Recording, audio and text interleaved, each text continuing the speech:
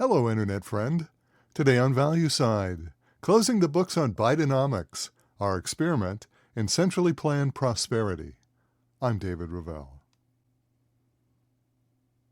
Well, imagine a world where everyone was guaranteed an annual salary. Not-for-profits, hospitals, schools, and universities didn't have to worry about their budget, and even corporations would receive income. This has been the dream of collectivists for generations. In their thinking, it would eliminate some of the basic limitations of capitalism: inequality, deprivation, and want. In short, this new economy would be heaven on earth. Now, it may surprise you to know that the United States took a giant step down this path during the presidency of Joe Biden. The year was 2021, just when the COVID-19 disease plagued the nation. Taxpayers throughout the country received what was called a stimulus package, a perfect description, as these payments designed to provide aid to the average citizen were also interpreted as stimulating the overall economy. Economists from John Maynard Keynes to Ben Bernanke have long promoted the concept that in times of economic difficulty, the central government should step in to promote commercial and economic activity. Keynes, during the Great Depression of the 1930s, felt that government ought to spend deficits, this is called fiscal stimulus, to promote economic growth. Bernanke recommended direct payments from the government to the consumers and corporations involved in economic expansion. However, both stopped short of suggesting that the central government should be a primary source of income. That is, until Bidenomics in 2021. Through a plan that the administration labeled Build Back Better, the U.S. Treasury sent money to everyone.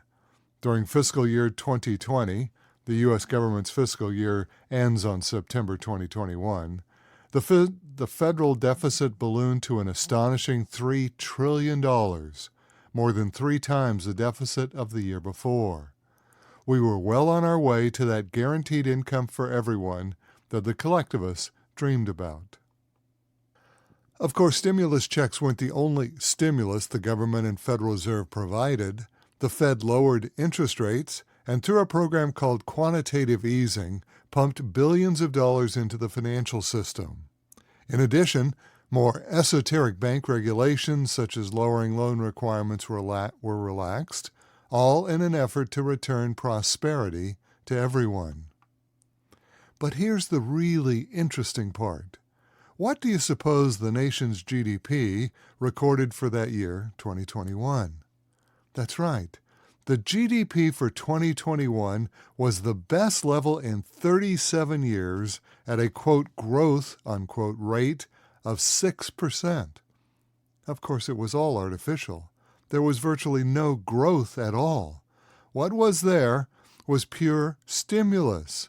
The government placed money in the consumers' pockets, which they hopefully spent, and in the hands of corporations and organizations across the country, which they recorded as income that year. The result? Consumer spending and corporate income increased. Economists recorded it as a very good year for the economy. GDP was at the highest growth rate in a generation, ensuring prosperity for everyone. However, take away the stimulus, and this economy was flatter than a pancake. In the intervening 4 years, the Treasury and Fed have reversed some of that open spigots in money policy. We've all seen the Fed raise interest rates, and perhaps this was an acknowledgement that they'd gone too far and had to reverse themselves. Less noticeable has been that the Federal Reserve transitioned to quantitative tightening, removing about $2 trillion from the financial system over the last couple of years. And finally, there are recent indications that banks may soon scale back on their open lending initiatives. Now, when Joe Biden took office on January 20, 2021, our federal debt equaled $27 trillion. When he left office, the debt had grown by 29% to $35 trillion.